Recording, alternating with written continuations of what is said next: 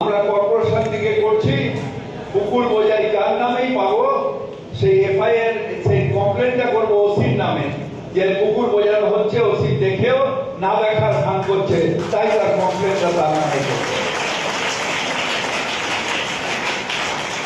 তাহলে আমার কাছে ফোর্স নেই, গিয়ে থানাতে এফআইআর করতে হবে, ফিশারি অ্যাক্টে তাকে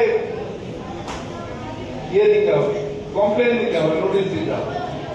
কিন্তু তাকে যদি ধাক্কা মারে পুলিশ না সাহায্য করলে তার তো উপায় নেই সাহায্য করার।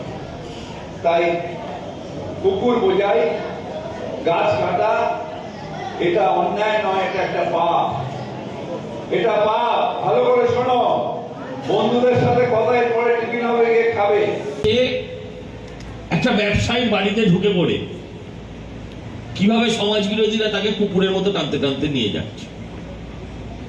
এই পাড়ার, এই বরানগরের মা বোনেরা, বিশেষ করে যারা রাষ্ট্রবাদী চিন্তা ভাবনায় যারা উদ্দীপ্ত, তারা রুখেছিলেন বলে আজকে অনেকগুলো সমাজ বিরোধী জেলের ভেতরে আছে। মাথাটাকে ভোটের আগেই আমরা যাতে জেলে ভরতে হয় সেই আন্দোলন। খুব জোরদার পুকুর বোঝানো চলছে চারদিকে, কারণ ওরা বুঝতে পেরেছে নির্বাচনের পর আর ওদের বোঝানোর দিন থাকবে না। আর আমরাও এখানে দাঁড়িয়ে কথা দিচ্ছি, আশীর্বাদ দিন একবার, জলাশয়কে, বরানগরের মানুষের জলাশয়কে আবার আমরা ফিরিয়ে দেব। অলি গলিতে